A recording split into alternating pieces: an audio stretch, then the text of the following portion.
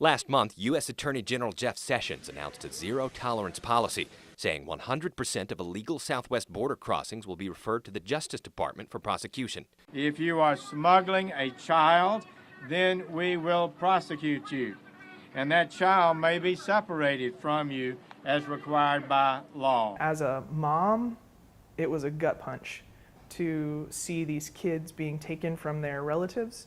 Reverend Kelly Schoenfeld is pastor of Servant Church in Austin, a member of the United Methodist Church Rio, Texas Conference. And what really tipped me was when last week Attorney General Sessions used Scripture as a reason to justify what they were doing. Both Schoenfeld and Reverend John Elford, senior pastor at University United Methodist Church in Austin, feel Sessions misinterprets the Bible when it comes to immigration. Jesus said, "Suffer the little children to come unto me," and it seems to me that the border policy that we have right now is just the exact opposite of that. The two Austin pastors are among more than 600 Methodists across the country who signed on to a letter asking for Sessions to be held accountable by church law.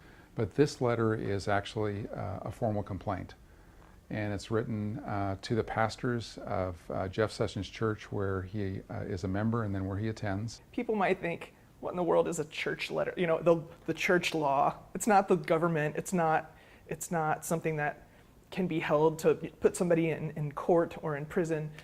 For me, it's a symbolic stance. The letter points out Sessions is a member of a Methodist church in Alabama, and he's active at a church in Virginia. Citing the Book of Discipline, the letter charges the Attorney General with child abuse, immorality, racial discrimination, and dissemination of doctrines contrary to the standards of doctrine of the United Methodist Church. It's an unusual letter too, okay, and I should point that out.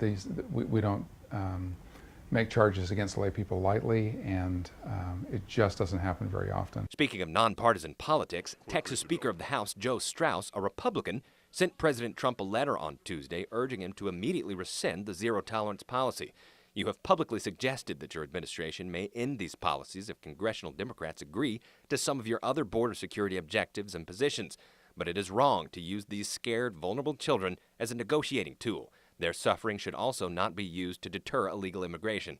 As for the letter from the Methodists, the next step would be for Sessions pastors to meet with him and discuss the charges. We're not making this as a political statement. We're making this as a statement to say, we really want you to take a second look at what you're doing, and how does that line up with what you know to be true about your faith and God and following Jesus. And I think that's kind of Methodist teaching too, the idea that we can change, that our hearts can be changed. Casey Claiborne, Fox 7 Austin News.